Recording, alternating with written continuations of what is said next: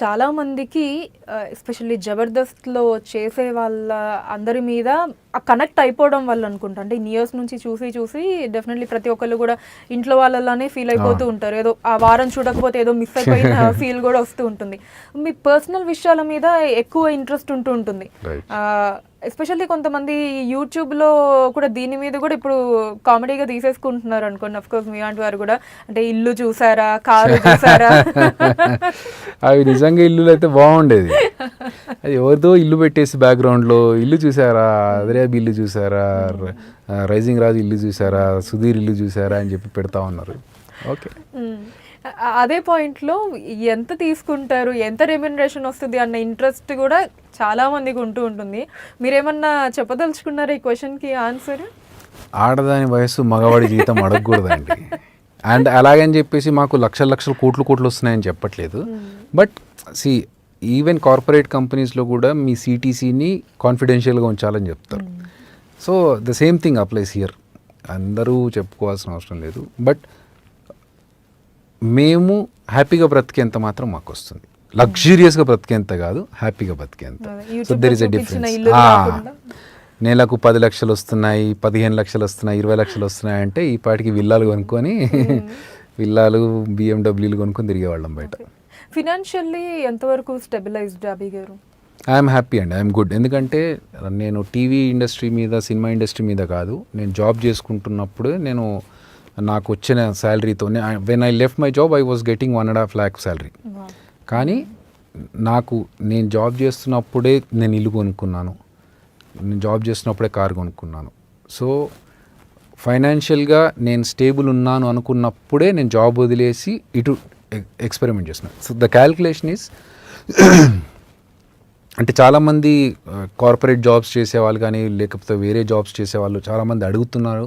వాళ్ళకున్న డౌట్ని నేను ఎలా ప్లానింగ్ చేసుకున్నానంటే, ఒక అమౌంట్, ఎక్స్ అమౌంట్ నేను పక్కన పెట్టేసుకున్నానండి. నేను సంపాదించిన దాంట్లో, నేను కష్టపడి సంపాదించిన దాంట్లో, ఏది మా డబ్బులతో కట్టుకున్నాడు కాదు, నేను కష్టపడి సంపాదించిన డబ్బులతో ఒక బ్యాంకింగ్ పెట్టుకొని ఒక ఎక్స్ నెంబర్ అమౌంట్ పెట్టుకొని, ఈ అమౌంట్ పర్ మంత్ నేను అమౌంట్ ఖర్చు పెట్టుకుంటూ వెళ్ళినా కూడా 2 సంవత్సరాలు 3 సంవత్సరాల వరకు నాకు ఏ డోకా లేదు, ఏది నేను పని చేయకపోతే. సో నాకు రేపు సినిమా ఆఫర్లు లేవు, జబర్దస్త్ లేదు, ఏ ఆఫర్లు లేకపోయినా కూడా ఈ ఎక్స్ అనే అమౌంట్లోంచి ఎక్స్ మైనస్ ఏ, ఎక్స్ మైనస్ బి అనుకుంటూ నేను కట్ చేసుకుంటూ వెళ్ళిపోయినా కూడా నేను 2 years వరకు నేను without any job I can survive అనే కాన్ఫిడెన్స్ ఉన్నప్పుడు నేను జాబ్ వదిలేశాను. ఈ 2 yearsలో నేను ఖాళీగా ఉండను కదా, ఎలాగో ఖాళీగా ఉండే మనస్తత్వమే కాదు. సో ఏది లేకపోతే ఎస్టీడీ బూత్లోనన్నా పని చేసుకుంటాను, చేశాను నేను. అందుకనే చెప్తున్నాను, when I was studying in my graduation I worked in STD booth. So ఖాళీగా ఉండి అమ్మా నాన్న పంపిస్తున్నారు కదా తినేసి కూర్చో అనే రకం కాదు. సో ఎస్టీడీ బూత్లో పనిచేసిన వాడిని నేను మళ్ళీ వెళ్ళి చేసుకోవడానికి కూడా నాకు ఏమాత్రం ఎస్టీడీ బూత్ కాకపోతే dairy parlour, so milk booth, పార్లర్లో ఏదో ఒకటి. ఎందుకంటే డిగ్నిటీ ఆఫ్ లేబర్, మనం ఎవరిని మోసం చేసి ఎవరికి అన్యాయం చేసి బతకట్లేదు కాబట్టి ఏ పని అయినా కూడా నాకు నామోషి లేదు. కాకపోతే నేను ఈ 2 years కోసం ఒక అమౌంట్ పెట్టుకొని బయటకు వచ్చి నేను ఎక్స్పెరిమెంట్ చేసి, ఒకవేళ 2 సంవత్సరాలు ఏ పని లేకపోయినా నేను బ్రతకగలుగుతా. కానీ ఈ 2 సంవత్సరాల్లో కూడా నేను పని క్రియేట్ చేసుకోలేకపోతే అప్పుడు నా లైఫ్ వేస్ట్. ఎస్పెషల్లీ ఇండస్ట్రీలో ఉన్న వాళ్ళకి ఫినాన్షియల్ ప్లానింగ్ అనేది చాలా అవసరం అని చాలా మంది చెప్తూ ఉంటారు. సో ఈ విషయంలో యూ మేడ్ ఇట్ రైట్ అని అనుకోవచ్చు.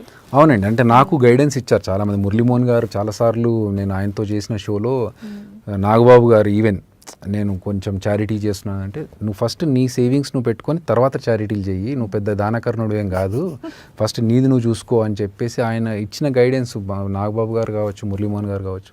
సో వాళ్ళకున్న ఎక్స్పీరియన్స్తో వాళ్ళు ఇచ్చిన ఫైనాన్షియల్ అడ్వైజెస్ని కరెక్టే నాకు కొంచెం సెట్ చేసుకొని, రేపు ఒకవేళ ఎలాంటి సిచ్యువేషన్ వచ్చినా కూడా I should be in a position to take care. One more thing, నేను ఒకటి క్లియర్గా చెప్తాను, I don't go for luxuries అండి. ఇప్పుడు నా దగ్గర డబ్బులు ఉన్నాయి కదా అని చెప్పేసి, ఫర్ ఎగ్జాంపుల్ నా దగ్గర ఒక ఎక్స్ అమౌంట్ ఉంది, నేను తీసుకెళ్ళి ఒక BMW లేకపోతే ఒక బెంజో కొనుక్కుంటే నా ఉన్న డబ్బులన్నీ అక్కడ పెట్టేసినట్టు అవుతుంది. అది కాదు, నాకు లగ్జరీస్ అవసరం లేదు, నాకు సర్వైవల్ అవసరం. సో ఈ లగ్జరీ ఐటమ్స్ కొనుక్కున్నప్పుడు ఏమవుతుందంటే మనకు మెయింటెనెన్స్ ఎక్కువైపోతుంది. సో ఆ మెయింటెనెన్స్, ఈ లగ్జరీస్ కాదు, మనకు కావాల్సింది బ్రతకడం, హ్యాపీగా ఉండడం, అంతే. దానికోసమే నేను ప్లాన్ చేసుకుంటాను అంతే. లియో ఎంటర్టైన్మెంట్ ఈ ఛానల్ని ప్లీజ్ సబ్స్క్రైబ్ చేయండి, షేర్ చేయండి, లైక్ చేయండి. Please subscribe to Leo Entertainment. Please subscribe to Leo Entertainment YouTube channel. Subscribe Leo Entertainment Channel. Leo Entertainment. Please subscribe this channel. Please subscribe to Leo Entertainment. ఇలాంటి interesting videos కోసం తప్పకుండా మా ఛానల్ని subscribe చేయండి.